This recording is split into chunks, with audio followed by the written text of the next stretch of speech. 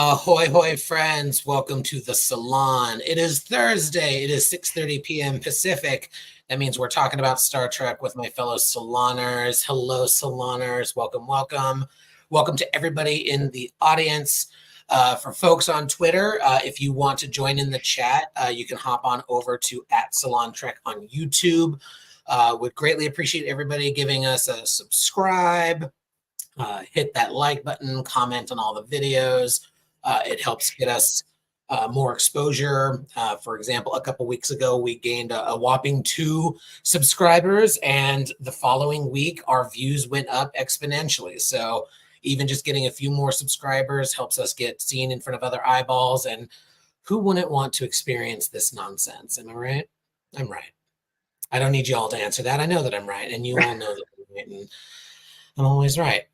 Welcome, welcome, welcome. So, as always, we are discussing the newest episode because one came out today, Whistlespeak. And before we get into it, we like to, of course, set an intention. So, how about we do that, Trevor?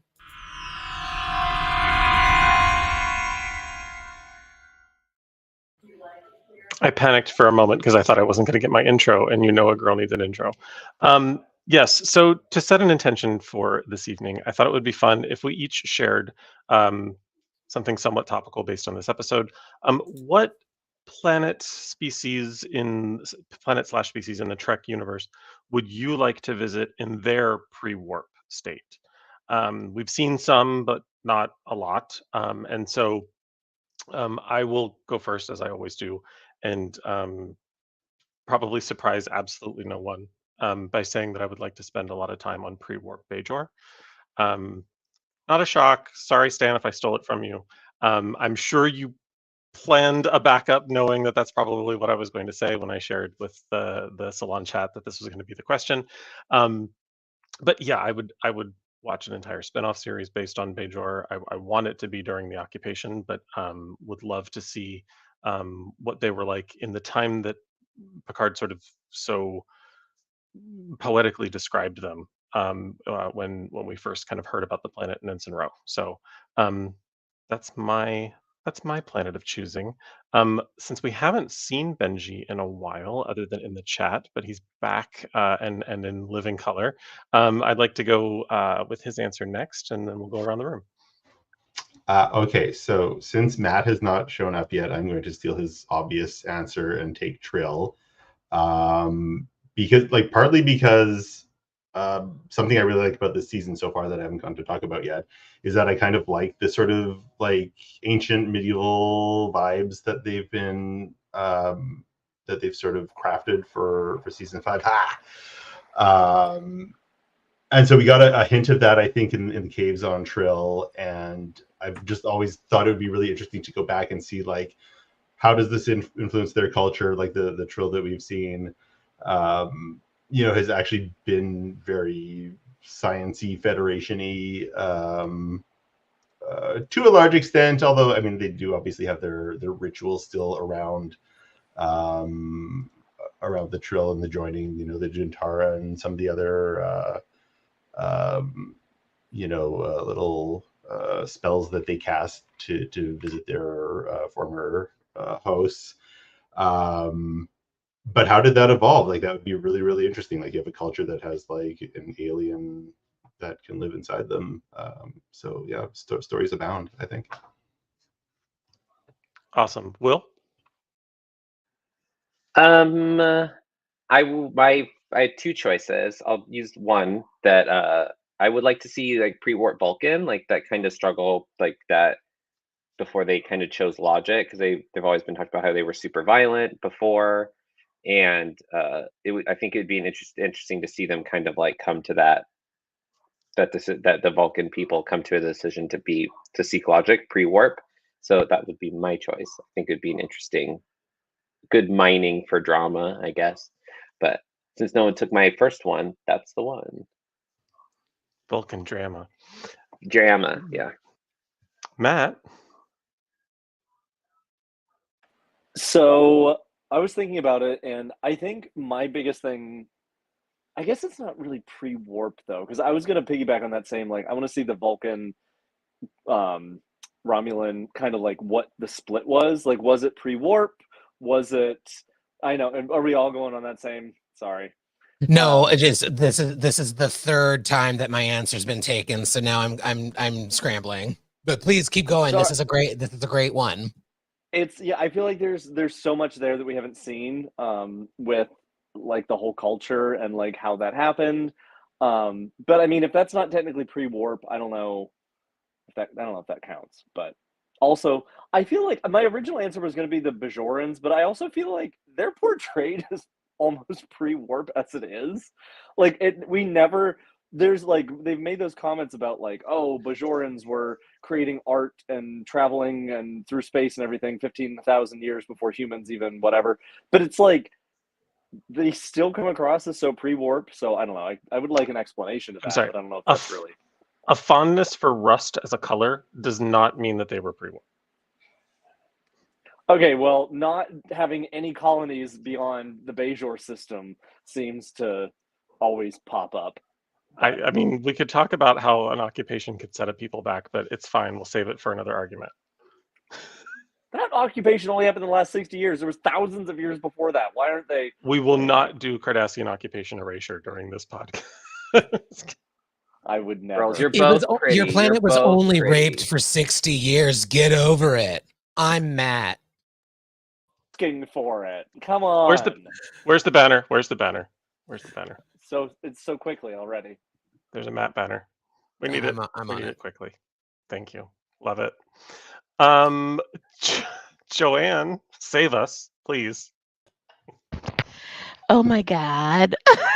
Well, you took my first one, Trev, because we're kindred. So yeah, my first choice definitely would have been Bajor, but my second choice is Kronos. I would love to see the whole rise of Kalis and all of the great houses and that sort of thing. Very House of the Batleth, I think there's drama there, there's story there, all the things are there. So, and I'm pretty sure Stan didn't pick Kronos. So That's correct. If you said Beta Z, I was gonna lose my goddamn mind. that was my next choice. Yeah, for me, my friend. yeah, I love all of those answers because there are so many stories that we could see, and they would be really cool to see.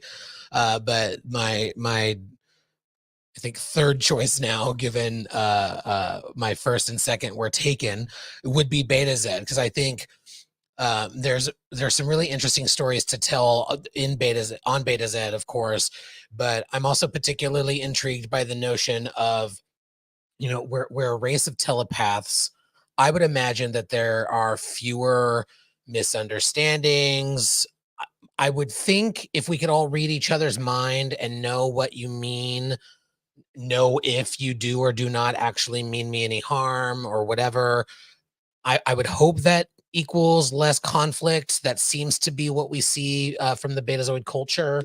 And so it would be interesting to see their development and the choice. Like what is their impetus to explore the stars? Is it, pure just exploration? Let's see what's out there. It's not, like I think a lot of the motivation of people on Earth right now, there's economic growth, and then there's existential crisis. Like we gotta get some of us off this planet in case some shit goes down, right? And so it would be interesting to see the Betazoid perspective on that, with my presumption being that they're more generally peaceful. Lovely intention setter as always. Thank you. Cheers to Trevor. All right, y'all. Well, it's been a few weeks since I went on a random rant, and I'm going to do that today. I'm going to do that now. I'm going to give all 20 people in the audience a real what for of the verbal nonsense for me. And I want to preface this by saying I fully understand what a barren wasteland of toxicity the internet actually is, and some level of nonsense is to be expected. However, I want to say one thing clearly. Don't be a fucking asshole. All right? Just don't do it. And here's why I'm bringing this up. I had the temerity to tweet the other day that photo with the line, "Get in, losers, we're going sciencing." It's obviously a riff on Mean Girls. That tweet did oddly well. I am not used to my tweets getting more than a few likes. Thank you all for propping me up. But I could not help but notice a pattern of certain things happening. And so, for example, I will just share this nonsense. These are the replies that I had to hide because people were being so shitty.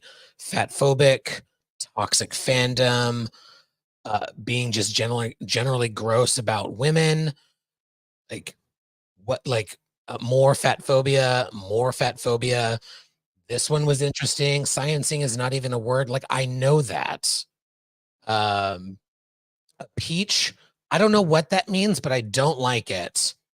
And then this one, I will admit, as someone who identifies as a fat person, I laughed at that. I can find some humor in these things. However, we're not going to allow fat phobia to exist in my timeline when I can give the hide reply a workout. And I bring this up because I also want to be vulnerable and admit some hypocrisy here with this exact character, actually, because I remember back when it was season 1 or 2, she won the Discovery Marathon. There was only 3 people running it. And I remember thinking at the time, well, that's not very realistic. You know, I'm a fat person. I couldn't do that. And I had to, through a lot of work, unmask my own internalized fat phobia and remember and recognize and understand that people in all kinds of different bodies can achieve all kinds of different things. There are people in bigger bodies who run marathons and do very well. And for folks who cannot fathom that, I think you need to ask yourself why.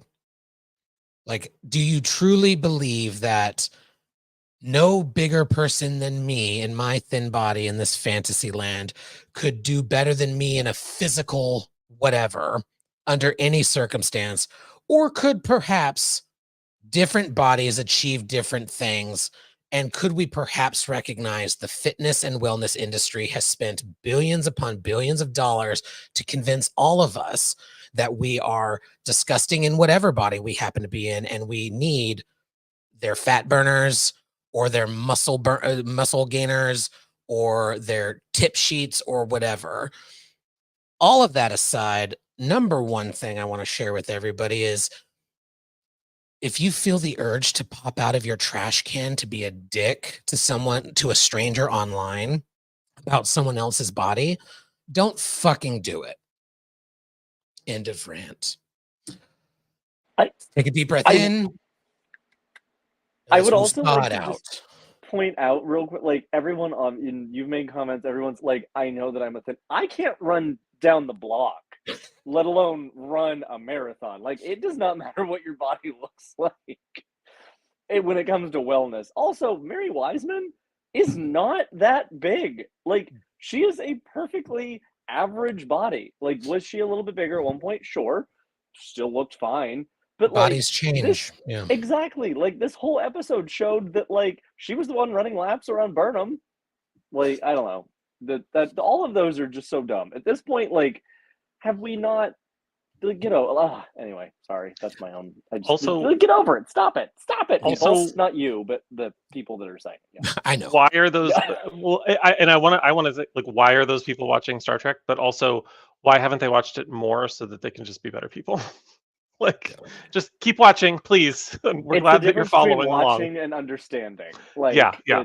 Hopefully, you've only had 900 episodes to be a better person, but maybe, you know, it could happen soon. Who knows? Yeah. There are so many better things to complain about Discovery about than, like, what the people look like.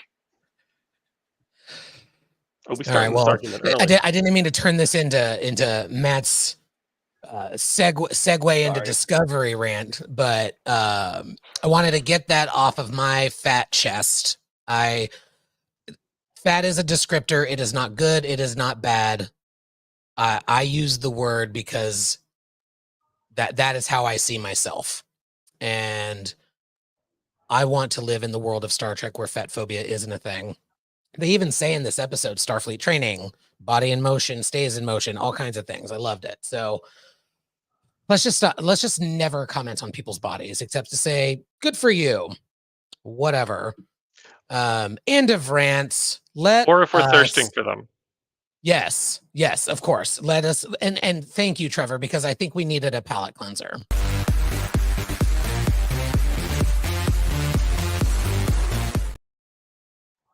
Like a peach, which is an ass. Yes. And that was the updated problematic gay alert with the proper Salon font. And I'm sure everybody noticed it, but like let's give you another good look.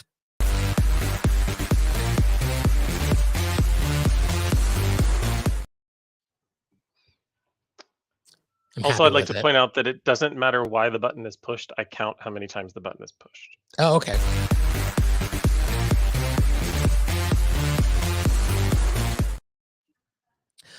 All right. Let us talk about this episode. As always, we want to talk about in our top thoughts first, 60-second rant, things about the episode, things we liked, things we didn't. And then we'll do deeper dives into different parts of this episode. I am good.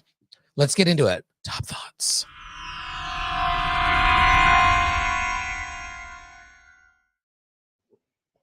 And before I kick off the top thoughts, welcome, Ken. Top thoughts on this episode. I'm going to kick us off, and then we'll just go around the clock. And so it'll go to Joanne, Trevor, Benji, Ken, Matt, Will, and then we'll move on. Remember that order. If you fuck it up, you're getting kicked out of the salon. Don't you dare. No. Top thoughts on this episode. I loved this episode. I think this is higher up. This season is doing a great job at a lot of different things.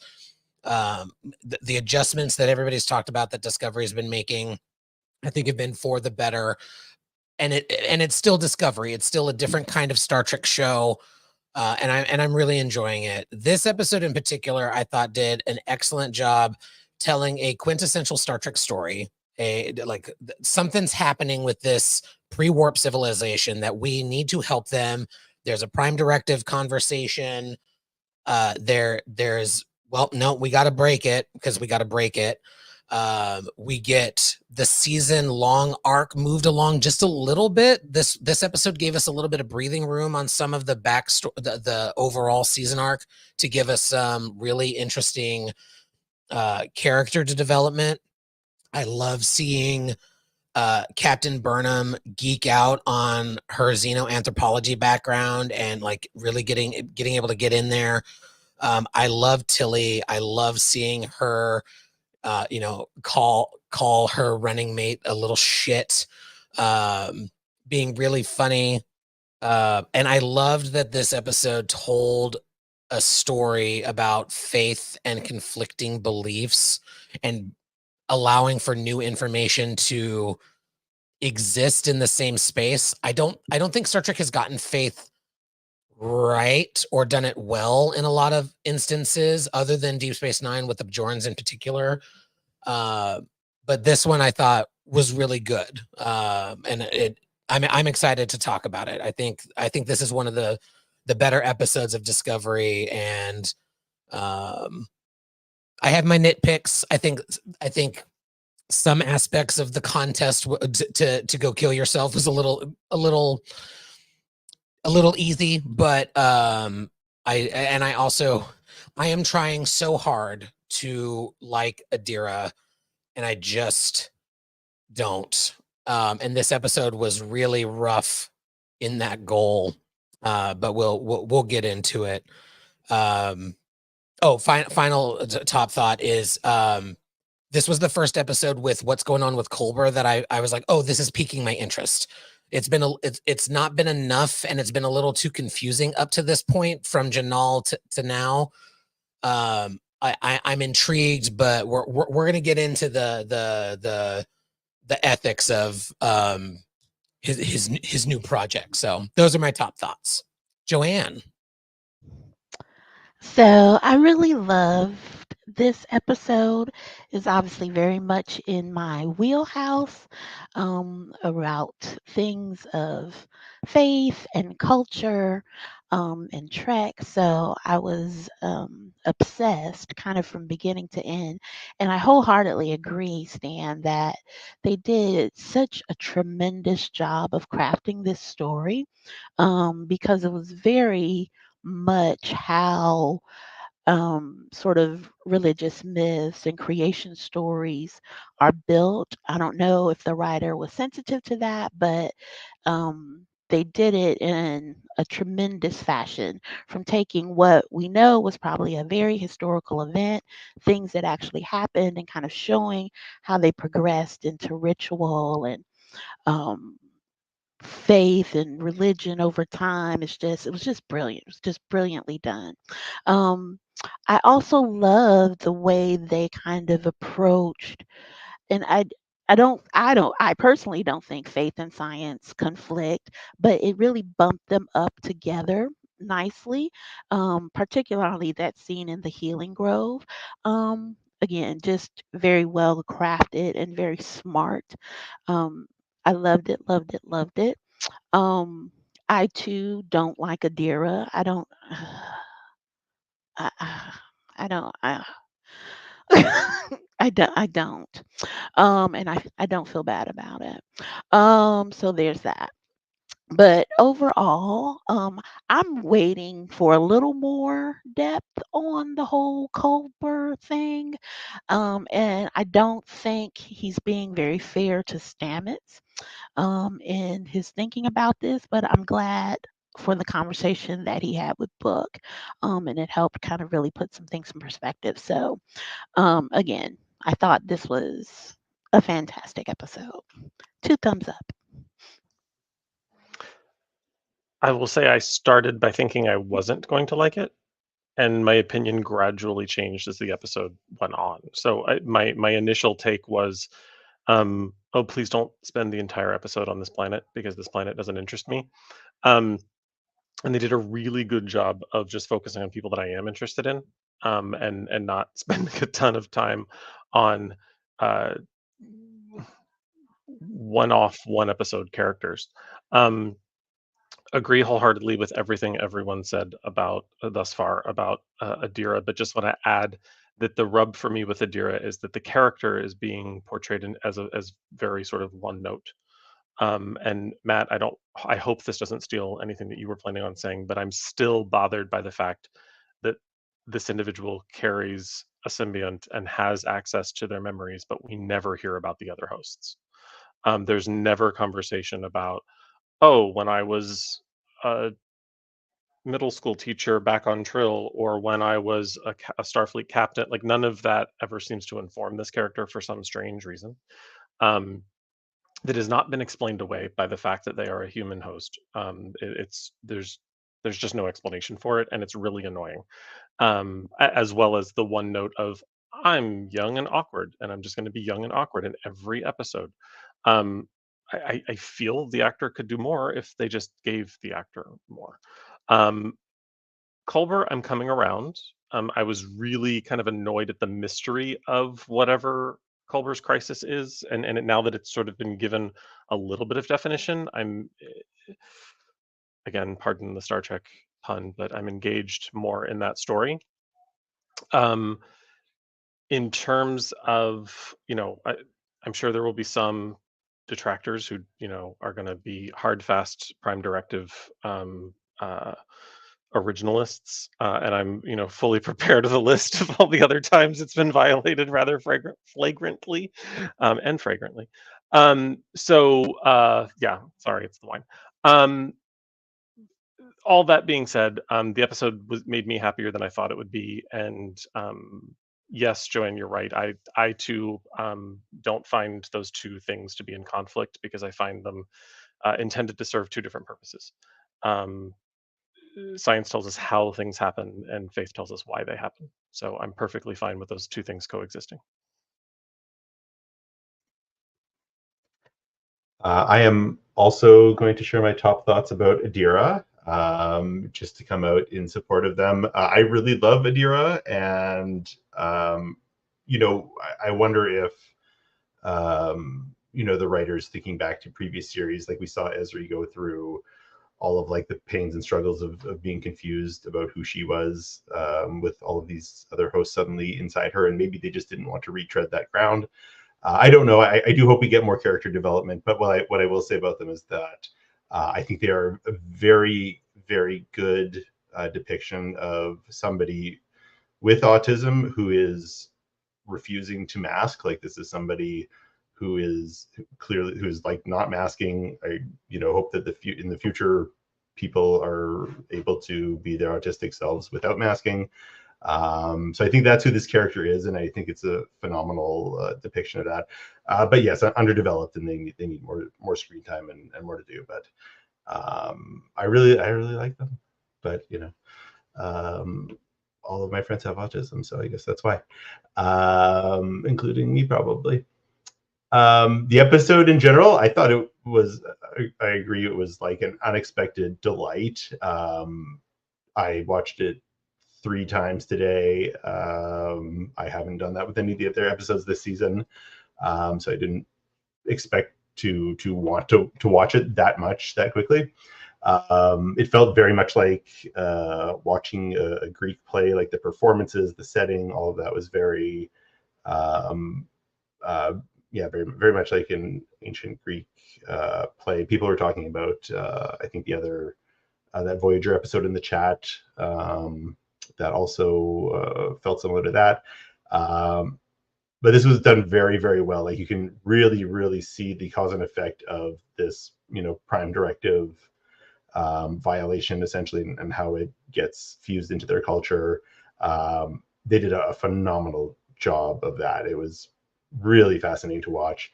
And yeah, Burnham as well. Like, fantastic to get her to see her using her degree for once. We sort of never knew why she entered that field of study. It sort of always felt like kind of like a throwaway degree name to me that they just slapped on her.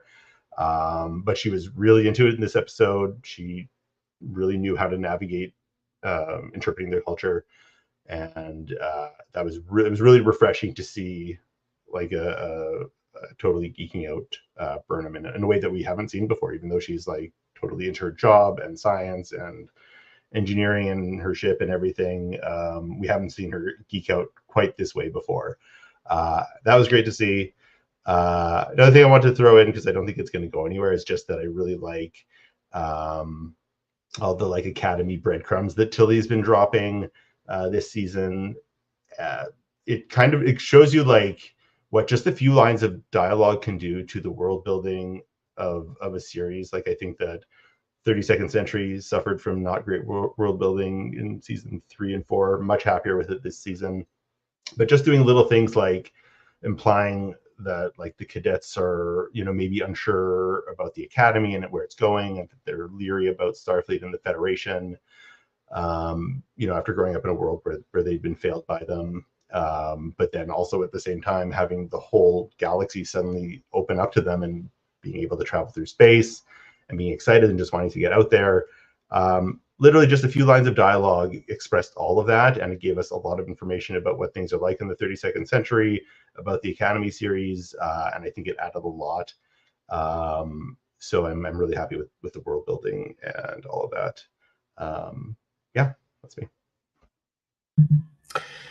Well, so the episode that this brought to mind was one of my all-time favorites of The Next Generation, Who Watches the Watchers? And it was interesting to see how Picard handled the situation versus how Michael handled the situation. And she was like, basically, F that, I'm saving Tilly, beam me in there. And I thought that was really great. I also like how that whole last act worked really well, where, parallel to not only Picard dealing with the race on who watches the Watchers, but also similar to how Picard interacted with Lily in First Contact versus how Burnham handled it. And I thought that was really interesting. And I think very well done. And I also agree with everybody about the concept of how they dealt with religion and science and exploration of both. And the question that was asked, which was a really powerful question, does this mean there are no gods? That was quite the line of dialogue, and then the dynamic of that conversation was just very powerful to me. One of the challenges I have with this show, which I seem to have just with Star Trek in general, is the technology works, doesn't work when it needs to help with the plot. I mean, okay, right? That just drives me nuts, right? And how does, a pre-warp society stay a pre-warp society for 800 years after the Denobulans dropped the tower in there? But that's just me. I love the little teasers. Especially the teaser about, when Burnham and Lt are saying, you'd be great at the Academy. And Burnham's like, oh, don't tempt me. I will guest star on that show, damn it. You just watch me. I thought that was a really cool thing, too. So those are my top thoughts. And now on to Matt. Well, obviously, I have strong feelings about every Adira scene. I do, and I'm sorry. I think, to everyone's point, like, the character is not being given anything. We're not hearing any of those. I'm gonna be completely honest. I forgot they were still joined. I swore in my head that the symbiote had come out. That's why in my head I didn't even think. Now that I remember that they are still joined with a symbiont, I'm not going to be able to watch it, because that completely just took it from oh, okay, fine, to why are we even doing this? Sorry. I was the one that reminded you. I'm sorry. No, it's fine. No, I know. It's that's fine. I'm glad you did, because it's okay. But to Benji's point, I do love the approach and the thought of this being an autistic person, because you're the representation there is still fully one of the best crewmen, giving some plot saving sciencing, to steal Stan's not word I think it's fantastic. I think it's great. I don't think the character that they're trying to show is the one that is coming through, and it seems like every time they're on screen it's just this abrupt stumble in the plot. But overall, the episode itself, I liked. I love Sacred Ground. I was getting a lot of Sacred Ground, and I was getting a lot of Who Watches the Watchers. And I did love seeing the different approaches there.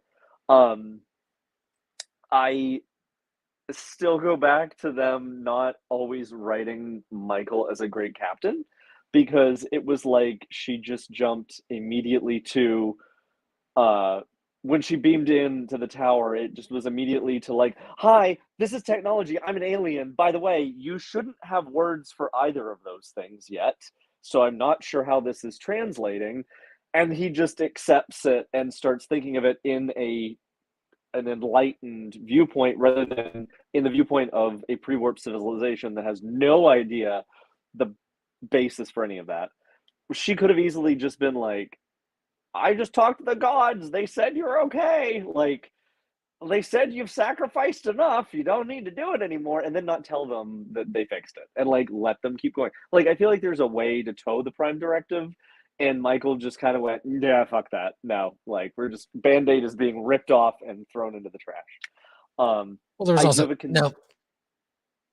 What? I was going to end, but we can wait until we get into the episode more. Okay. I will also say, admittedly, this is just for me to say for the rest of the salon tonight, I was running late, and so the second that Culber went into the shuttle with Book, Jared and I both just kind of went, I think this is a good time for me to just join the Salon. So I didn't actually see any of that last scene. I'm going to be also very completely honest. I really hate Wilson Cruz. I don't care what he's saying. I don't care how he's saying it. He's a terrible actor and pulls me out of it. So any of the scenes for me, I've written the character off. I'm sorry. I know that does not make me a good person. I can't stand him. I'm sorry. I can't stand him. He pulls me out of it. So I did not see that. I'm sure it was a lovingly touching something with his abuela. He's very Giada De Laurentiis, where he wants to do Spanish. He like overemphasizes it, like she does with Italian. Anyway, that's my top thoughts. Okay. I thought it was fine. It was. I liked it more than some of the other episodes. I thought it was pretty well structured. The sacrifice makes no sense. I feel like it could have been a little more thought out, considering how much of the world building was happening, which I really liked with Burnham, and kind of actually treating the crew of the Discovery like scientists. Like sometimes there's like a tendency to write them as something else. Like I don't know if they're treating them like people who have science degrees and like are active in that regard. A lot of the time it comes across like they're just people doing things. That there's not like they're a person of experience and education. They're just like, oh, this person kind of does this thing, and have them do it. And it's like, they should no reason for that. The Culber thing, I'm a little bored. I don't quite understand what's happening. Either way, I'm like, cool, he got a midlife crisis from the worm. Great. Like, I don't quite get what's happening. I'm sure they'll bring it up somehow. They're doing something with it. I'm sure it'll be annoying. And it'll be about connection, but like everything else in this fucking season again. But yeah, I'm sorry, I was just really annoyed by that subplot. Anytime it cut back to them, because I was trying to finish the episode before we started, and then I was like, okay, great, because it wrapped with Burnham, they're on the ship, and all of a sudden it cuts to this thing with Wilson and Book on the ship. I was like, oh, for fuck's sake. So I'm like, all right, and then I don't even remember what happens, but nothing. I don't know. And then the Adira thing, I think we've beaten that a while. I do find the nice kind of moment with them and Raynor when they're like, you're going to be on the bridge, like that kind of assignment. Yeah. Which I think is nice. I think it's good that they have someone who isn't who, like, I sometimes feel like Stamets coddles Adira. Like they've written him where he kind of coddles them in a weird way, where it feels like they're always like, you're a little baby bird and I'll keep you safe. And then like Raynor's like, nah, you're a fucking officer. Like you have to do something. Like get your shit together, kid. Like that's what it feels like. So I'm like, cool, love that. Hopefully there's more development there that's not them just stuttering through their lines. But other than that, the world building stuff's great. Like the Star Trek-y bit on it. The Prime Directive stuff's kind of sticky because it's like that was put, as I was watching it, I was like, well, does the Prime Directive really count? Because that was put there by a more advanced species. So technically they're already contaminated in a way. Like, yes, it was hidden, but eventually they'd figure out that an alien, at some point in their history, in their future, they'd figure like this thing was far too advanced to be put here for us, and has been controlling our weather for centuries. So it's like, kind of like, well, fuck the Prime Directive at that point. Like they've already been contaminated. They're going to figure it out. So it's like, whatever. But, yeah, and I'm a little sick of the transporter not working. It's like, girl, this thing is the year 3000. You still haven't figured out how this fucking transporter works. That thing should beam through fucking anything. That thing should beam when the shields are up. That thing should beam across the fucking quadrant. They should be able to beam through fucking anything. And like, oh, it's Tritanium, we can't beam through it. Bitch, you should have figured that shit out. Like, what are you doing? You're sitting there going, oh, I can't figure out how to beam through something? Fucking bullshit. Anyway, transporter is always a plot point in Star Trek. It's a cliche will exist in this series and forever in the next, and I've settled on it. It's fine. It's just a little annoying when you think about how advanced they're supposed to be, and they literally can't beam through a metal that they've known forever. Okay, I don't mean to in-butt here. I just really will. I totally forgot. So you're telling me they can beam her in somehow, but they can't like. You go through it either way. Why can't? There's no reason that you shouldn't be able to bring her out if you can take Burnham in. And if The inner someone chamber. wants to say, I've known people who will. I've targeting known people who arrays- will put things in but won't put out. So we all know those people. Jumanji I'm not comes concerned out. about that. The Jumanji. Jumanji comes The out. fucking Only Jumanji. one person got Jumanji. That SNL sketch Anyway, was amazing, by the way, everybody. Anyway, but yeah, that my thought, it was good. It was very Star Trek-y. I like it. I liked the Tilly stuff. And it was nice to see Burnham excited about something, like actually genuinely excited about something, and not just like, oh, this cool thing. Like someone remembered that, oh, they're a xenoanthropologist and be something that they're very interested in, you know. But yeah, some of the wrap up's a little weird, but other than that, I thought it was fine. I mean, we've had worse episodes this season, but yeah, no, this was great. That's my top thoughts. All right, top thoughts. All the tops, all the thoughts. Just sit on that for a minute. Like no, a peach. I sit on. I most could beam it tops. in, but I can't beam it out.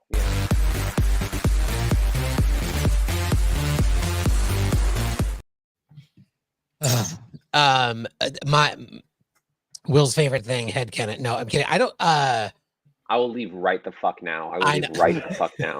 This episode Stan, hasn't been quick, out do for it. fucking 12 hours. No. And you're gonna head Stan, do it. Do it. It's not going to be. It's not a headcanon thing. I just think my understanding of the tower was it was the part that Tilly and who's their face was in, that was the tritanium, and so Who's knocks? she was able to beam out or beam near it, but not into the actual what's it called, vacuum The chamber. vacuum chamber where Yeah. they have the Yeah, vacuum. Dad had to actually open the door for her to get in Yeah. the other Right. spot. Yeah. But yes, will- I still call bullshit. my- I still yes. call bullshit. Yes. Guys, no one could find the USS Stargazer for 50 years on account of a fire. Can we just get That's past the fact that the transporter didn't work in this episode? Yes. Yes, we can. I am I'm going to just saying write it's into just convenient. my Star Trek project a nonsensical "the transporter's not working" scene just to lean into this conversation in particular. I And we're screamed. gonna I forget screamed during how that many scene. shuttles there are. Yeah, I screamed during that scene. Burnham has the control panel. Open it up. She's got the controls right there. Anyway. So Well, she didn't know what would open the door because it was the she lever knew how under much the. to. Does But that she ever knew how stop to us, Starfleet rewrite Captain? the entire motherboard, but she doesn't know which one goes to the door. right, Well, no, exactly. Adira was helping her with that.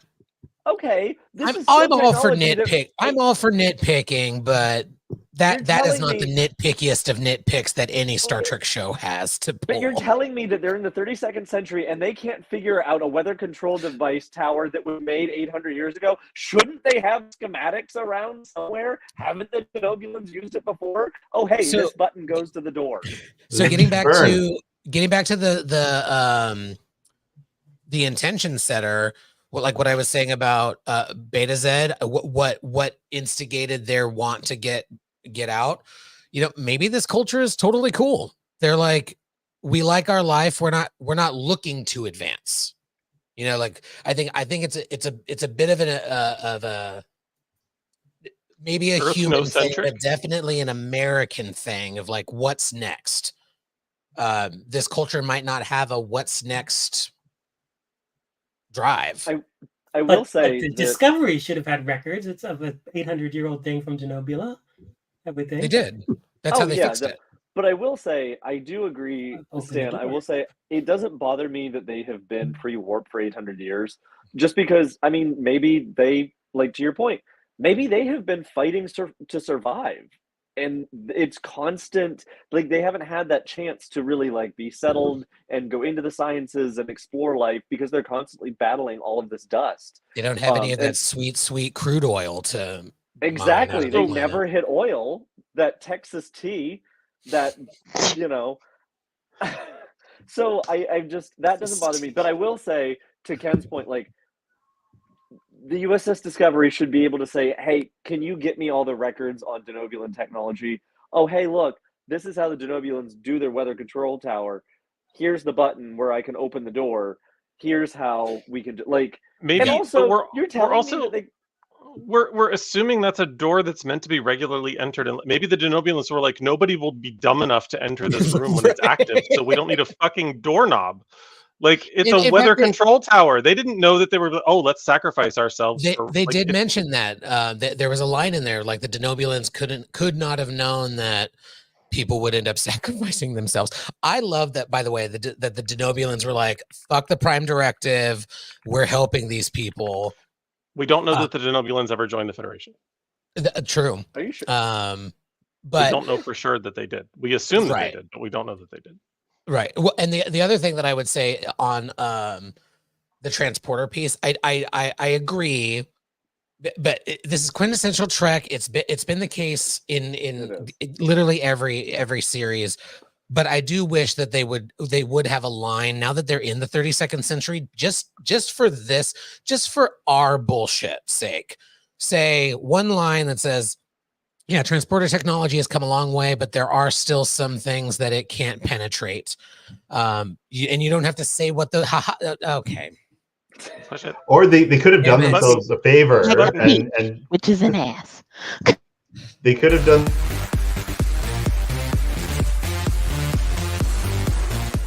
Yeah, I did that. Sorry, Benji. What were you I was just saying? gonna say they could have done the burn for transporters instead of the warp engines. Yeah. And then they could have been like, hey, no more transporters. We don't have this like horrible like writing block that we have to get over every time. Wait, instead of a Kelpian crying, the transporter burn could have been started by a Jem'Hadar going through puberty. But wait, how would they have gone to her ready room then? They don't walk in. They can't just walk in. They clearly always have to beam everywhere on the ship. There's no turbo. It's so ridiculous that they have to beam everywhere. I think literally in the next episode they did the same. They don't get their thing. steps anymore. Yeah. There are other forms, as I said on Text Trek's stream earlier, there are other forms of exercising, and as someone in their audience pointed out, most of the crew have standing desks. There are other ways that people are getting their steps in. Yeah, also, the ready room on Discovery is not just off of the bridge like it is on many ships. You have to get okay. Then why? That's poor design. It is well because the ready room was originally, but then fucking Pike was like, "No, I want a bigger room," because they had more money in season 2. Yeah, and I loved that design. I love Michael's ready room, but Pike's ready room on Discovery was beautiful. The blues, chef's fucking kiss. That entire thing. Yeah. All right. That's the ready room on Strange New Worlds. So let's not go there. So anyway. I didn't hear. I heard Ready Room on Strange New Worlds, and that was it. I said the fact that there's a Ready Room on Strange New Worlds, there shouldn't be one. I also just love let's not go there, but I'm gonna bring it up verbally anyway. Yeah, and also, but listen. I don't want to talk about it. Nobody point out the pink elephant. No one talk about the pink elephant. Listen, I'm not going to talk about the pink elephant. I need you all to understand that right now. Let's not even talk about the pink elephant, okay? Let's talk about this culture that we got to see this episode. We've talked about it a little bit, but I wanted to give some space to do a deeper dive. One thing that I really appreciated in this episode is while it was kept simple, we did get a little bit more of an exposure to a new culture than we typically do in an Alien of the Week episode in Star Trek. We learn how they communicate over long distance. We get to experience some of their cultural events. We get to see how they do healing through a sound bath. And also, if you have not immersed yourself in a sound bath, highly recommend. It is, whether you're sober or not, but a crossfade is lovely. Being surrounded by a deep, just let me say it, a deep penetrating sound is magical. And like it works my ADHD brain. I am somewhere. I need to get the official, but I am somewhere on the autism spectrum, and there's something about sound in particular that just tickles my brain. That was really cool to see. I'm going to need you to push the button just for what I thought. Wait, say that again. I need you to push the button just for what I thought when you said.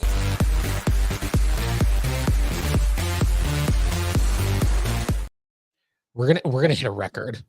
Thank you. And I'm sorry Um, for stepping on what you were saying. I thought you No were- worries. No worries. Another thing you mentioned, Stan, which I thought was cool, was the reference to 3 genders.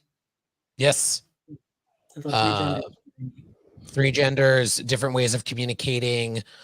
We also weave in, as we've talked about, their faith. Thoughts on this culture. The sound healing was also, for me, kind of the first sign that these people were not unsophisticated, because Tilly says, hey, a sonic boom, whatever she called it, could easily dislodge this. We don't have to let her die. And, Michael's all like, no, we can't violate the prime directive. But then, she starts patting her, and then they come with the sound. It was essentially a sonic healing, right? And Michael even acknowledges that you discovered a way to heal her, which is theoretically what they would have done. It was the same principles that their healing would have been. It's just achieved a different way. So I think that was the first indication that, hey, yes, they don't have warp drive or whatever, but they're not unsophisticated, and they're not unscientific even. Devising healings and things like that require a scientific method, right? And trial and error and all of that. So I thought that was actually a very nice way to push those 2 concepts together. That's a very good point. And so they would know technology, to Matt's earlier point, the word technology. And they used the universal translator, which I thought also was very cool. They used some different tech, the way that they enhanced some standard Trek technology, like how the transporter added the disguise, if you will, for Tilly and Burnham, and also the retinal tricorder was an interesting concept. I didn't particularly like how it was pulled off, because people would be able to see it if in fact the eye did that, but it was a cool thing to do. But yeah, I think this culture, I really liked it. I liked what they were doing with it. I did not like the fact that I liked the concept of them having to take that cube, what looked like a little sugar cube at the beginning of the race. I thought that was a neat thing. I don't really think it makes sense that Tilly and Burnham would just ingest that without thinking twice about it or scanning it or something. I would have faked it. I would have been like, yeah. Oh no, Yeah. it's bad, right? Yeah. Totally fake it. But I thought that whole tradition of the run to the tower was a very cool thing. The way that just generally how they dealt with their religion, how they dealt with, as Joanne, as you were saying, with their science, the Whistlespeak, very cool concept. So I thought it was a very well done, well developed, strange new civilization, which is rare in Star Trek these days, to really dive deep in an entirely never heard of before race in 900 episodes of Star Trek. That was one of the biggest things, and this is not directly connected to but like the fact that they have the ocular tricorders that can scan things, and neither of them scanned the cube and was like, this is coming up in the chat too, but they're surrounded by people. It was the thing, right? Like, okay, well, I maybe think that's to Ken's point. They knew that it would have a blue ring, and that's why they didn't want to give it away. That could be. I'm okay with that. It did just seem weird, though, that they just, like, without hesitation, just went, oh, well, guess I'm doing it. Like, I think they know that generally, like, anything that's safe for other humanoids is probably safe for most humanoids, so they're probably okay. more or less okay. Those people are gonna die. Yeah, quick rant. I promise it'll be quick. There are 2 things about Star Trek that bum me out, because one, the universal translator, the thing that is the biggest plot device that is, like, the transporter isn't the least realistic thing, right? It's yes, because it probably can't happen as it's been explained, but the universal translator, how does no one notice that their mouths are not making the shapes of the words that I am saying? Like, and it's because it's a TV show, obviously. But the other thing is the more I learn about current space travel, the more I think it might not actually be for me as excited as I would be, because like radiation and I mean, we just went through a whole ass pandemic. Imagine going to another planet and like that planet's virus. So yeah, it was stupid for them to ingest it, but they're on mission and they're surrounded by people. So yeah, like I fully believed them in that moment. Like they couldn't just be like, oh, hang on a second, let me get a deep look at this, and I'm gonna cover my eye while I look at this sugar cube first. But the thing is, they could have. It's hilarious. Sorry, Trev. I just really want. Go. At any point, I think this is what was frustrating me so much about the whole thing. At any point, they could have used my colleague and I come from a different culture. We need to go alone for a second and speak to the gods ourselves, and we'll be right. Like, they could have easily excused themselves and came back. And when they were running that whole thing, they could have both just been like, oh, I'm running out of breath. Like, oh, and then just like beamed up, cleared everything out of their system, and then came back down and been like, oh, well, we caught up. Like, there's ways to use your technology to your advantage, but also not, tip your hat as quickly as they did constantly. So Anyway, my only 2 points are, one, is it not possible that, hey, nothing this culture eats seems to be poisonous. Have fun, guys, on your way down. And two, remind me that when I am sent on an away team with Matt to a pre-warp culture, that I will do all the talking. Hey, me and my colleague need to go have a quick chat with the gods. I mean, It's you wouldn't not the say best cover story Hello. you've ever had, Matt. Okay, Hello, you just fellow say- kids. No, you just say, where we come from, we commune with the gods alone. Give us a moment to collect, like, get ready for this task or Yeah, whatever it is. I'm still doing the talking. Yeah, no, the mother doesn't allow that. You must start this route now. Begin. Well, then you have to adapt. Yeah. No, I understand where you're coming from. I just think that that's quintessential Trek. It's like It is. like every episode of every season. Why didn't you do that? And it's just But the choices. But you're think- not wrong. You're just not right either. Well, until like a point that Joanna and I were talking about in the chat, I think that's why I liked Sacred Ground so much, because for me, Janeway was doing all of the things that you would think that a Starfleet captain would do in that situation. She was trying to respect the civilization, but also dissect it and also approach it. And like, with Who Watches the Watchers, that he was doing it only to the point where he needed to, but he was also using the cover of being, a pre-warp civilization to his advantage. So, and I just feel like we kind of, and I'm not saying that as, and this is actually one of the good things about Discovery, I'm not saying that as a bad thing for the show. And actually, I like the writing and the consistency for Michael, because she's always just kind of bulldozing her way through. She doesn't have a lot of nuance a lot of times. She has a lot of emotion, but I don't think she does lack a little nuance sometimes. And I think that is a consistency that I do like seeing. I just have that criticism from an in-universe Starfleet captain perspective.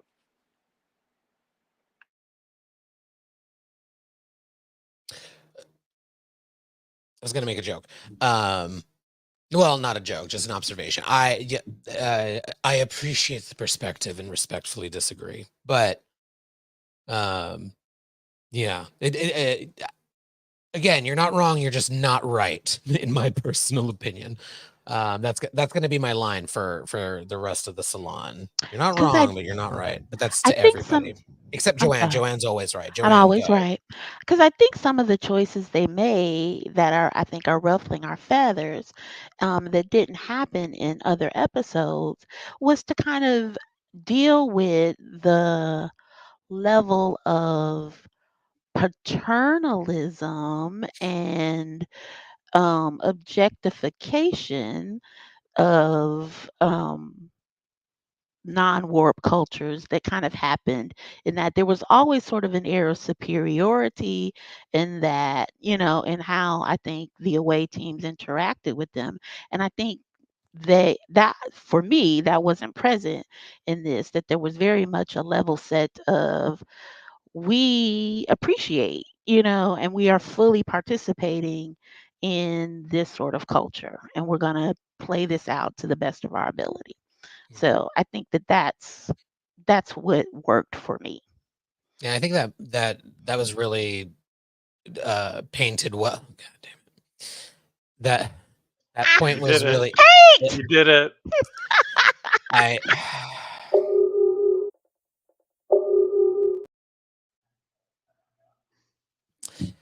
Why is that It's something we have now? diabolical. Yeah. Why is Dia- that something we have now? I I think Because- he did this to hurt me. This was a joke I made, and now because he continues to use it. you told me what that meant, and now we've That- devolved. that- Every do time not- that do not- word comes up, I was educating. This is on and you, every Diva. time the word comes up, we all become high school teenage boys giggling, and I caught myself with it, and I was trying to make a really good, eloquent point. But yes, it should not exist, but it does. If I must be burdened, you shall be burdened. Speaking of burdening, I thought Joanne's lovely point was made really well. It was illustrated very well in this moment between Michael and the older compere that they had saved with the sound bath, when she said, you know, you don't need to run to see them being their gods.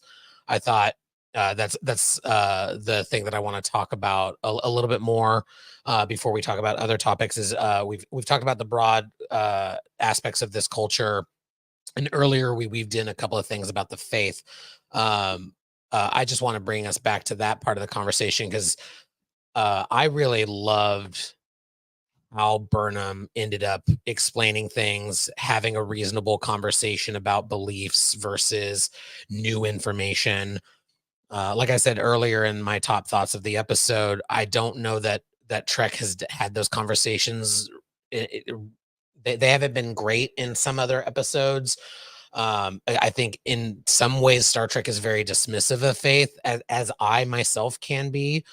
But with some obvious exceptions, of course, there are some great episodes that discuss faith, particularly the Bajoran faith in Deep Space Nine and some others. But I really loved that aspect of this episode. The thing that really hit me was when Burnham said, when he was like, well, what do we do now? Are there no gods? What's going on? And she said, there is still what you believe. Nothing we have shown you means gods don't exist. And she goes on to say, now you know there is also us.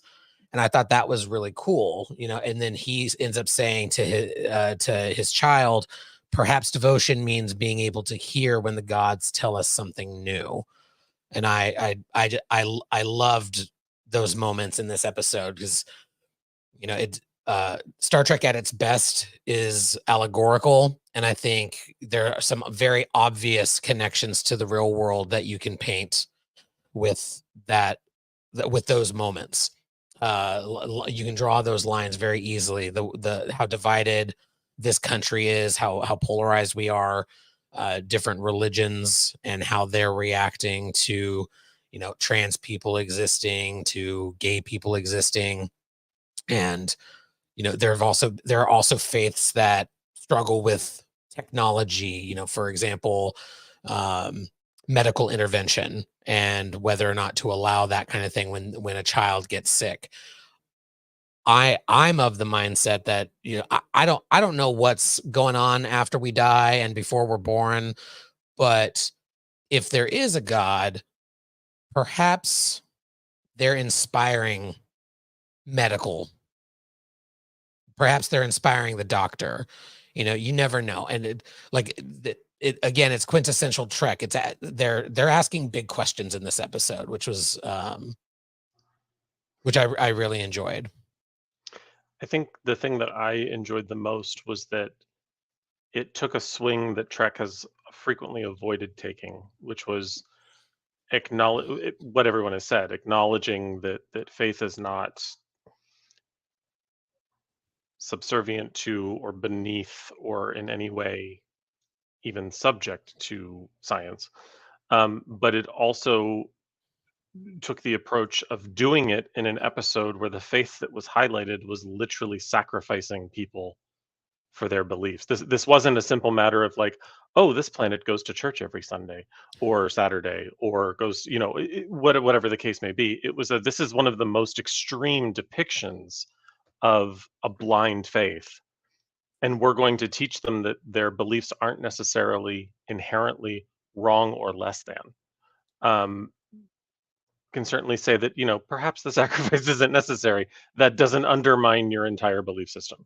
That there could still be a there without just erasing the entire thing simply because you were doing something that didn't need to be done. So it acknowledged that the practice was flawed and wrong, but that the fundamental belief system may not have been. And doing it with such an extreme example was bold, to say the least. I have a question for the group. Do you think any Star Trek captain would have let Tilly die? Picard. You think Picard would have? Maybe. So like I was just gonna say, like it's interesting, like considering who watches the Watchers, and also like that episode with that like creepy little orange girl, where so like Picard was on track to be an archaeologist, and you have Burnham who has a degree in anthropology or xenoanthropology, and Picard's take was, on Mintaka, no, your beliefs are outright superstition. There is no room for your faith. Burnham navigated it much better, to Trev's point that Trek has not always done such a great job, presenting, I guess, a more balanced take on that. And also Picard totally, like, this little orange freak is like the last of her civilization. Like, where's the value in letting her die? What does that accomplish? Nothing. I think there should be a caveat in the Prime Directive where if the civilization is going to die out, you can reveal yourselves to them. And yes, also he would have let Tilly die. Wait, we're missing the most obvious captain though, that would have absolutely not just let Tilly die, but like probably encouraged her to go. Captain Jellicoe.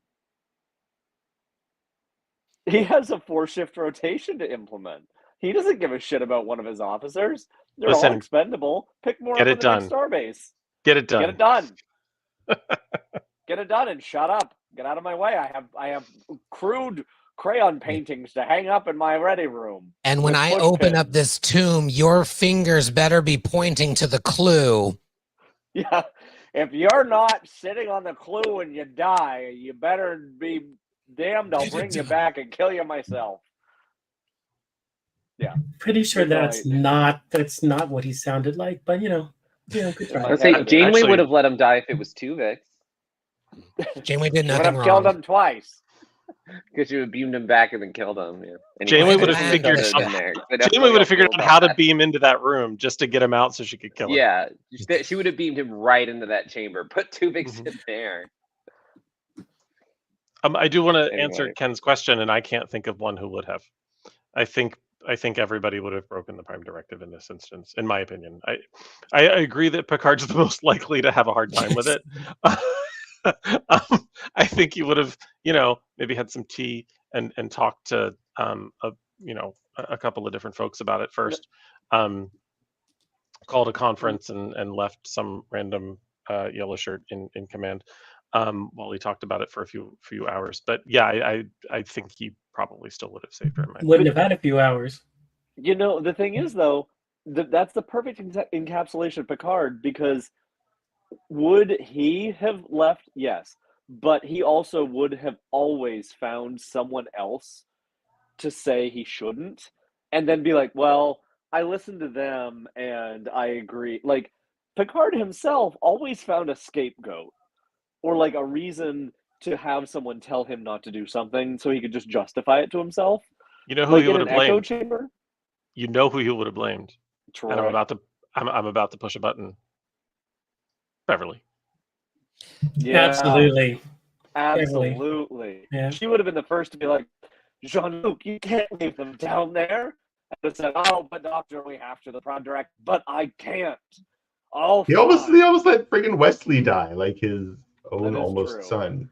But in fairness, In Tilly, fairness. Wesley, I respect one of them. I want to fuck one of them. Not the same ones. The crazy part is that Wesley would have just stopped, pulled himself out of time, and been fine anyway. It's a fucking traveler. Well, it depends on how you see nonlinear time. Did that happen? Would he have been able to because he had that paradoxical? Not to break your noodle, but I don't think you can see linear time. Plot twist, I can't see anything right now. I have a light in my face. Well, All Gene, right. We brought this up earlier. I want to give some more space to this conversation. I want to thank Benji for offering up a different perspective than I think almost all of us, if not all of us. That said, no. I do want to talk about Adira a little bit more, just to explain myself. I think this is an in-universe criticism. I don't know because I don't know this actor's other work. Like I know Michael Dorn's other work. And there's more of Worf to be able to say, oh yeah, he's a good actor. This is just the character. I don't think there's enough. Oh, I was like, you were just a big Chips fan. Like I didn't understand where you were going with the Dorn reference. Yeah. Listen, that cocaine budget on Chips is really did a really good job with the acting skills. It was a per episode line item. You're welcome. Wait, was Worf in Chips? Yeah. Girl, Bear, that was his nickname. Bitch. So, but my thing with Adira is I want to love Adira. I just feel like there's a lot of wasted potential. We already did this with Tilly. We already did like almost all of this with Tilly, and I liked what they did with Tilly. Like awkward cadet develops a friendship with Michael. They forgot that that Adira has the Tal symbiont within them. Like there was a whole episode that was like unlocking the memories. So like there's just not enough there that tells me, oh, being human with a symbiont is why they're still this fucking awkward. And it just feels very one note with no growth. Like they've been there since season 3. They've joined the ship. They've joined Starfleet. They were already a full person with United Earth and kind of a badass when they first get introduced. Like I was like, oh, this is going to be interesting to see where this character goes. And then it feels like all they are is slightly awkward, even after gaining the acceptance, going through everything that they've gone through, unlocking their memories, gaining a chosen family. I like what Benji has said, that's an interesting perspective that it would be an I wish I could what am I trying to say? I like that you have that perspective. I don't see it that way, and I wish I did, because I think that's a really interesting layer that I wish that they would be more explicit about. Very very similar to how like we all have characters that we see a little bit of ourselves in, or we see interesting aspects in that aren't explicit. I'm not seeing that with Adira, but I really love. This is going to sound bitchy, and I don't mean it that way at all. But I legitimately love that for you. I love that you have that experience with the character. But man, I want them to be more confident on the bridge. They've been on the bridge before, but that moment with Rayner, I thought was lovely. This was we've gotten more. Here's one bit of frustration in a nutshell. We have more character development with Rayner, who was introduced in this season, than they have given us for Adira, who has been on this show for 3 seasons. The problem is that also leads me to believe that it might, and I say this with all of the love in my heart, please do not hate me or attack me, I wonder if it's the actor. I wonder if they're going. I mean, that has nothing to do with why we're not referencing old hosts or any of the other in universe. But I'm wondering, when we all talk about them being one note, I'm wondering if even with the writing, they're still not taking it where the directors are wanting them to, and therefore they're just like, here's the plot, there it goes, do the best you can. And again, I say that lovingly. I think that has also, that's a very big reason why we're not seeing Gray in this season, is I think everyone kind of communally realized that the actor themselves was part of the issue and not just the writing, but it doesn't excuse the writing either. So I don't want to like immediately say, no, I think you're wrong. But no, I think you're wrong. Only but you because can, yeah. No, only because if for that to be true, I feel like they would have had to attempt something else and have it fail. Mm. And it doesn't appear that they've even made the attempt. Like I want that to actually be the case, because then it justifies the writers' room being like, no, don't do that. But instead, the writers' room just isn't doing that, and we're like, what the hell? You know what I'm saying? Like it's I like, still think it all goes back to the writers' room. Let's be very Yeah. clear about that. Like, the writers' room is what is dropping every ball in Discovery. Like, all of our nitpicks can be boiled away with how many times do we say it? If you would just give us a few lines of Star Trek dialogue that explain at the highest level bullshit headcanon what is happening and why it's happening, that we never get in Discovery, we would be so much happier with it as a series, just as a whole. So I'm not ever going to discount the writers. I'm just wondering if, like, I don't know, I think leaning into the whole awkward bridge cadet thing, even though they're an ensign, is a little one note. And I think that the actor can also kind of circumvent that in a good way, and they're just not. I also And I feel don't like know there's why a bit of we're- a there's a bit of a too many cooks situation with Discovery. And not on the producer front, I mean on like the studio front, because like we've all seen the grumblings on Twitter and heard the rumors that like that Discovery, more than any other show, is being like nitpicked, particularly around the queer characters and that representation, and tone it down. And so if you tone that down and you remove one of the characters, like what does that leave for Adira? I think that is important to note for sure.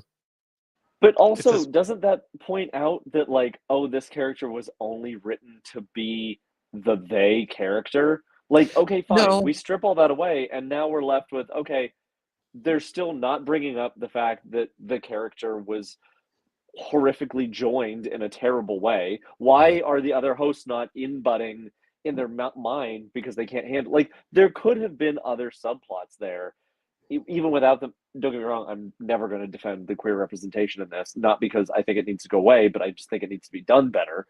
I wonder,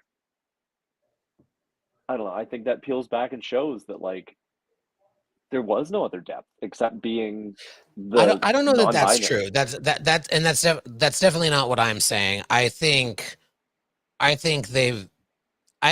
Paramount, seeing, again, I'll plug Gay Panic at the Disco, because we talk about this and why this matters on that supplemental, or that away team. But the Paramount, the rumor is, allegedly, to use legal speak so I don't get myself in trouble or a source in trouble, but allegedly Paramount reading the winds of anti-LGBTQ sentiment that is happening throughout the country in various legislatures, has apparently told Discovery to tone it down. And so who's to say what the original plan with Adira was going to be? Maybe it is the actor, maybe it is the writing. I'm not saying it's not those things or a combination of them, but I don't want to leave out the fact that Paramount sucks and they're dipshits, and they have allegedly told not just Discovery but other shows as well to tone down the queer representation. And I think that Adira is probably a victim of that directive. Trevor, you To were going to say Matt's- something. Yeah, just to Matt's point, I think the there's no better illustration than the fact that they are portrayed, Adira is portrayed as being nervous about being on the bridge when we've seen them on the bridge for the last 2 seasons. So why are they suddenly nervous on the bridge? Like, it just doesn't, it doesn't, to borrow a phrase, well, no, I'm going to tweak a phrase that Ken would normally use and just say that it's clumsy writing. I'm not going to use the L word. I'm just going to say it's a little clumsy. Someone noted on Text Trek too that they are still going through they're still reeling from bringing on the time bug. This is their first bridge assignment since that happened. So like there are different layers to it, but there's just not quite enough for me. But I feel like we've Well, they said that point blank that she's struggling with the time Yeah. bug. They're struggling with Right. the time bug. Yeah. right. And I think that even though they've been on the bridge for 2 years, I think that they're having challenges with Rayner, a new leadership figure that they're struggling with. Yeah.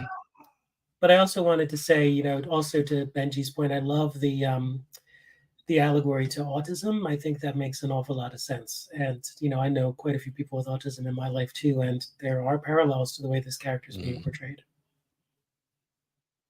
Anyway. All right. Let's talk about a different kind of representation. And then the kiss. Finally, we got the third on-screen kiss for this married couple.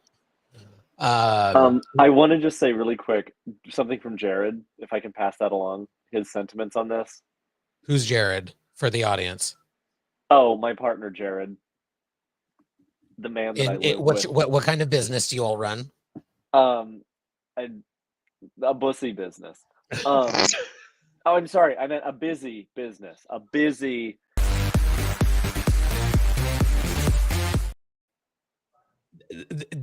That a bussy business earns that. Anyway, he wanted to point out. Oh wow! I'm glad they're able to be gay again. Like it's one of those. Oh look, just a quick little peck. That's enough. That's enough gay. Just a quick little peck. And make sure they're that clothed. a father could do with his son. Like, from here careful. to here. Yeah. Yeah, like it was those two boys. You better be careful. We're gonna come for you. I'm paraphrasing his sentiment there. But that was. I mean, their chemistry isn't great anyway, but like, I also still can't tell if that's because they're not allowed to be gay or if it's the actors. So like, there's a lot going on there, and Stamets is always coming across trying to be, I'm really in love with you, and oh, we better scan your brain. And then like, I don't know, the two characters themselves are just so weird to me, and such a weird portrayal of a gay couple. That it just, yeah. Different kinds of couples exist, Matt. Accept it. That's fine. These just seem artificial. I'm not everybody's saying running a you're bussy wrong, but I'm saying you're not necessarily right. It's a theme. That We're on seems to be theme. the theme tonight. Yeah. No, I appreciate the perspective. I liked this bit for them in this episode. This was the cutest we've seen them in a while. Like, actually loving and caring. I agree with, I forget who said it earlier, but it's been a little odd that Colbert didn't feel like he could bring some of this to his partner, but knowing what we know about how gruff he can be, I kind of get it. And we don't see enough of this couple. I also kind of liked that he was proven wrong that he couldn't bring it to him. Yeah. Yeah, 'Cause it Stamets turns was out he actually could. quite lovely about it with Yeah. him. Like, just have fun with it. Let's figure it out together. It was really nice. I think I said this earlier, or I said it on Text Trek. Like, I only became interested in what's happening with Colbert in this episode because it became more clear Because in the past couple of episodes, just like something's just a little off. I'm like, well, what is it? Are you and it feels like an existential crisis. It's still not entirely clear to me. Like he's asking himself bigger questions. Like I don't get it, but the aspect with him and Stamets was lovely to see, and I wish we could get more of that throughout the series, not just this season. But I also wanted to talk about this. I might be in the minority here. I think I was when I talked about it on Text Trek. This is insane to me. It was lovely in a way, but it was also wild to me that he not only that this is happening. So he has created a hologram representation of his grandmother, his abuela, to grieve, to potentially base a grieving therapy for others on. There were some really lovely moments in there with her, and that actress I thought did a great job. However, I have so many questions about the ethics of this, and like she could not possibly have consented to being utilized in that way. That's one. Two, one thing that really stuck out for me is, so he did not know her recipe, so he asked this hologram the recipe, and she says, oh, actually I replicated it, which is a lie. Like it has to be a lie, because if he doesn't know the recipe, how could she know the recipe? She would have to then lie about it. So how does this work in a therapy sense? That entire So thing many questions. made I can fix it. no sense. Please, dear God, fix it. I can fix it. Now, I know they said neural scans and whatever, but like if you're programming this from memory, like your memories of people are not factual. Like, Doesn't mean that the person didn't have at some point a recorded diary that was accessible by Zora, or that's headcanon. Where's Will? You're not wrong, but you're not right. It's not just that. But I'm not saying But that then is you're the saying I'm that saying she that it put it doesn't in mean a- that it doesn't mean she didn't say that in some. That doesn't mean that isn't known to someone. That Yes. she replicated a meal, that she put it in the replicator and she replicated a meal that she made with her grandson. She wrote in her Like, diary, just in I case think you that's ask me later. Or I'm like a you big could have been, headcanon person. I think that's a stretch. She was a I who knows? screamed headcanon from the toilet. How dare you? I want no Wow. headcanon. All right. Well, headcanon Wow. alerts count as canon alerts, so I put I- it. I put it on the sheet, but it doesn't. You It's- don't know that it's- that didn't happen. It's not impossible. Also, Correct. I want to back It's up. the Geordie LaForge guide to holodeck use. That's what it is. Correct. That's it. Mhm. Yes, right Yeah. there. That is. The ethics are so gray in this. To your point, Stan, and to Ken's point, you can just remember anyone you've ever seen or talked to, and you can create a hologram and ask them to do whatever you want. Yeah. You're just for your own therapy. Also, again, I only have a minor in psychology. It is not something that I have done master's work in or anything. My gut feeling is talking to an old dead relative not as healthy as you think it might be. Like, Depends on my why whole- you're doing it yeah. and what you're doing it for. Yeah. Wait, That was Benji, my you whole were- reaction to- Hang on, Benji, you were going to say something. yeah, That was my whole reaction to the like he's I assume he's a psychiatrist is what we're going with, because he's a doctor. That is horribly unhealthy, like recreating a dead loved one, like the rabbit hole that you could go to. I guess he didn't live through like the TNG era where like people were recreating other people and stuff like that. Like he's from an earlier time, or I guess they did have holodecks, but that is not healthy. no, That and is it's not a good. You could fall down a whole rabbit hole where you just like live with all of your dead loved ones. Yeah, and listen, And- I It's might. and they're doing whatever you say that they're doing. It's Yeah. not. They don't have free will to actually tell you, it's just reading your neural scan of what you thought and what you remember of them, It's and very potentially Black piecing Mirror. it together with their diaries if they This have is something that. that I've said this before. I think in between seasons, as an ongoing topic, once in a while, I think we should rip apart a piece of technology or talk about like whatever the ethics around the holodeck. I think is a 2-hour conversation, because like there's been episodes before where it's like, oh, this is wildly inappropriate. Obviously, Lieutenant Broccoli, what he was doing in the holodeck was wrong.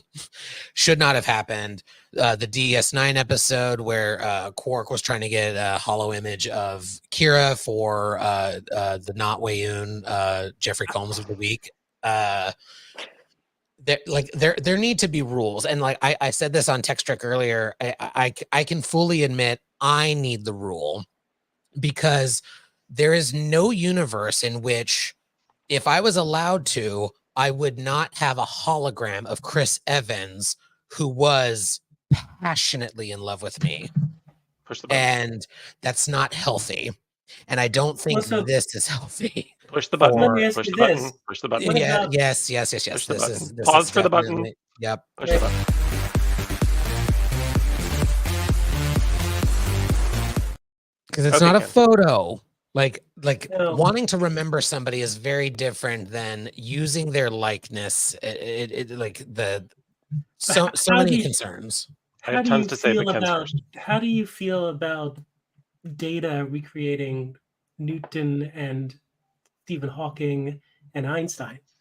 To play poker and have a friendly conversation, whatever. Like that's it's not therapy, and Well, it's not. wait. So this sexual. is the perfect time for this discussion though, because like we're having The balloons. Ta-da! we're having this. So like we just saw on Twitter that they recreated Alan Turing. What's this? Yeah, Turing. So And fucked so up. it's like this is the perfect opportunity for Star Trek to like address the holodeck stuff that like I can't believe they still haven't. Yeah, this Apparently feels apparently very they're not like watching every That would Star be- Trek stream on endorsing That would be AI. shooting, Yeah. but that would be Yeah. shooting themselves in the foot, because then when they want to use AI later to do this for money True. purposes, then they're going to say, "Oh, well, they can't stand up for that. They might Right. use that later." Is it my But I turn? will say, I think there's a difference between doing it for some personal reason and doing it as a facsimile of the caricature of the person, like Data was doing. Mhm. It wasn't the person. He was recreating these concepts that they stood for. And he happened to be using their likeness as, like it was very much like in the whole episode, it was very much a caricature of both of them. It didn't come across as trying to be that person necessarily. It was, oh, this is a Leonardo holodeck. da Vinci. And we didn't know at the Exactly. time that Stephen Hawking was a creep. Well, Yeah. yeah, his midget Didn't we? tossing. I will say, oh, that's not a good word. Little I'm person. sorry. It's fine. That was It's I apologize. That was not. But what like to also be. I'm still stuck on the whole like you're also scanning your own brain, and so it's bringing in your own biases about that person and not. There's a lot that's really. I hope they problematic explore with it this whole more, because thing. there need to be questions asked. Okay, I'm about to Like- explode. Trevor, calm yourself Yeah. and then fix it. I have absolutely no problem with this. Nothing that was presented in the episode indicated, first of all, he wasn't using it to grieve her. That would have been problematic. He wasn't using it to approach anything other than an existential crisis he himself is having with an individual who clearly at some point in her life had the same crisis, who he trusts. So he's creating a recreation of her using available technology. Any of us would do it if we had the available technology and a deceased relative who had the wisdom. I have a few that I can think of just off the top of my head who I would love to randomly ask life questions about. It doesn't mean I'm robbing their intellectual property, it doesn't mean I'm doing anything remotely. I don't think I actually talked to the person. Now, if Culber starts walking around thinking that his abuela has actually been recreated, regardless of how he chooses to pronounce abuela, I'll rip you a new one on that one later, Matt. The fact that he's having these conversations with a known holographic representation of a deceased relative that is clearly not the individual, nor is he representing this person as the individual. He's not misrepresenting them as anything, and he's not using it to get over his grief of her loss. He's simply accessing someone he trusted, loved, respected, and who had the wisdom, who had apparently the exact same crisis he did. She was a woman of science and a woman of faith. So he's having this conversation with her of, you're the closest relative I had that was like this. Explain it to me. And yes, he's not then publishing a book that says, I talked to a hologram of my abuela and she told me this. He's just using it as a sounding board of understanding where this could be coming from. Also that she replicated Mofongo, which if you've ever tried to make it, I would replicate it too if I had the option. That helps, but you're I do still think it's a asking bit of a stretch. computer. Like, that's the thing. And how many times a day do people diagnose themselves using Google? And they don't even know Google, but they know their grandmother. The thing is, like, why wouldn't you're then saying that, oh, I could just recreate this old family member out of bits and pieces of what I remember, and that is a substitute for actual, like, professional help. Like, I get it as a tool, but at the same time, it almost came across as, oh, look at this new thing that I can talk to my abuela about whatever I need to talk to her about, and she's going to answer me truthfully in a way that maybe I haven't even thought of, right, in memories that I don't have. When you could also just be talking to another counselor and working it through with another trained professional. Like, it just seems like it's this unhealthy way of getting to the end goal when the better option is, hey, I have these resources, I have counterparts, I have peers that I can talk to about this. Unless he's not ready to do that, in which case you're assigning to him the stage at which he should be in a therapy of which you are not a part, which is actually more unhealthy than what he's doing. But is it ever healthy to self-diagnose in the beginning before? Like, then you're already starting with preconceived notions of where you're at, which might be completely untrue. He didn't self-diagnose. I don't think that's what he's doing. I think Trevor is right in that. I am, because there's a banner for it. This is true. I only got the dumb bitch banner, so. Yeah, I think this is why I've said it's a Salon supplemental, because like there is nuance to the conversation that I think is important, and I think it's a gray area. There need to be regulations. We need to understand how to use this technology, and when it feels to me very allegorical to the current AI conversation. And there are horrific rabbit holes to this process. Like, absolutely, like everything that everyone said in terms of how this could go bad is correct. But where you begin a particular journey, first of all, we're not even sure he needs therapy. He's having a crisis of faith. That isn't something that you could go to a counselor for necessarily. Right. So he's speaking to someone who he's recreating someone and having a conversation, which is no different than people who should be speaking to a therapist, but go to a trusted friend first. This is the beginning of his journey, not the end. And I think if he was like, you know what, holograms are the way, don't ever talk to another living person ever again, just recreate all your deceased relatives and they'll solve your problems. Sure, maybe a problem, but beginning the healing process there, or beginning this journey that he's having in terms of his existential crisis, zero problems whatsoever. Wait, I'm sorry. Can we bring up Joel's comment there, please? That last one. Can we highlight that at the Yeah. No easy answers in Star Trek, just big questions. Final thoughts on this episode. Is there anything that we haven't talked about? I want to not require, obviously, but give a little bit of a nudge first for Will or Joanne. We haven't heard from you all in a minute. If there's any final thoughts on this episode before we wrap it up.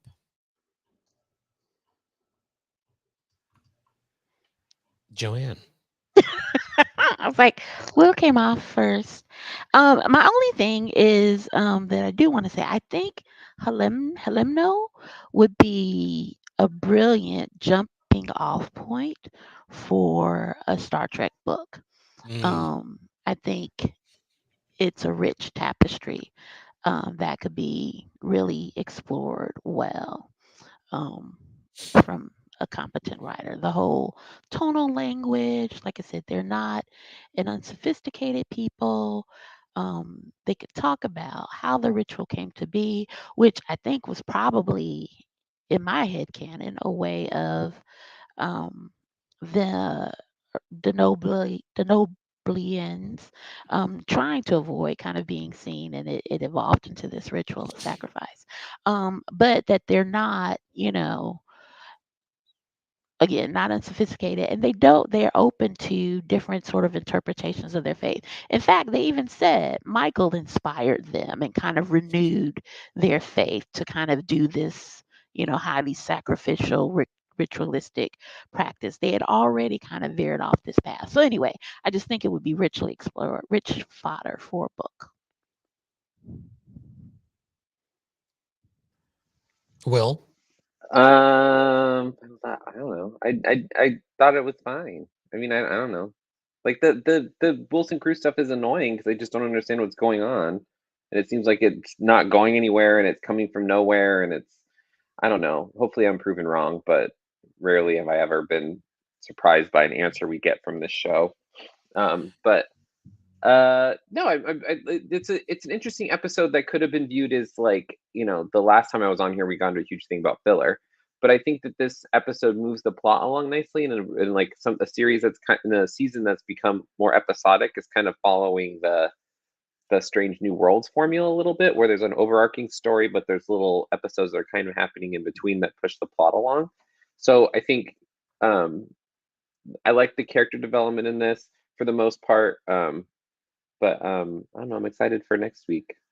Yeah, me too. To see where this continues, because we're what? How many? We need one more piece, and we're what episode? So we're and it's going to be stolen by Maul and Locke next episode. Oh yeah, probably. I already yeah. So we're Why are they going after them? They should stay on task, but they have the spore drive. Whatever, accept it. Yeah, whatever. But they're gonna steal it. It's fine. But it's funny that we know all of the different, where they said they're gonna go to Beta Z, and then they're gonna go to Beta Z now. Like they're like, oh, the original food misdirects them to Beta Z. But I feel like they are, because that scientist is the last scientist that they haven't had. That last piece was Betazoid. So hopefully we see Beta Z, which is gonna be really cool. Yes. Cross my fingers for that. But no, I thought it was a nice. We got a little bit of plot, but some good character stuff. So, and some Trekkie bullshit like that the whistling, super cool. Like there's some super cool stuff. I wish it played more into the overall story, their language, how that played more into the episode, or how the whistling somehow helps it. Whatever. I wish there would have been something more with that, because I thought it was such a cool idea and very Star Trek. But no, it's great. All right, Didn't have Trevor, much to say. Trevor, give us the tally so that we can close this out and start gossiping once we're off air. I'm very excited about all of those things. There were 8 problematic gay alerts, y'all. Congratulations. Good job, everybody. All of you. We did it, Joe. We did it, Joe. We did it. There was one Dove alert, me. One canon alert, also me. One painting alert, not me. In terms of bonus points, 500 bonus points to Benji for stealing Trill from Matt. Sorry, Matt. 2,000 points to Ken for calling out deep shit in Trek, as well as comment sass. I was watching the comments and you were on fire tonight. An unusual number of points for Joanne. LA7 David, which was the radio call for Officer Jebediah Turner, portrayed by Michael Dorn, for discovering his 70s realness on ships tonight. 2 million bonus points to Joel in the comments for Chat GP Abuela. What a great way to end It still hits the second Yep. time. It Chat does. GP Abuela. It's the comment that won't stop hitting. I wanna thank the audience. I wanna thank those in the chat for keeping it lively as always. I want to thank my fellow Saloners. As always, this is a joy to be part of. I always look forward to Thursday evenings to chat with you all. We want to share this Trek joy with others, so please do like and subscribe and share. I see 42 people in the audience. If all of you are not already subscribed already, and I'm willing to bet a few people may not have smashed that subscribe button. If you could, it really helps us get seen by others, and this nonsense deserves to be seen by others. So please help us out by giving us a like, a follow, repost the content. We are at Salon Trek on all of the things where we exist, including here on YouTube, on Twitter, and Blue Sky. With that, let me say thank you very much. We will see you next week for episode 7 of Star Trek Discovery. Until then, live long and prosper.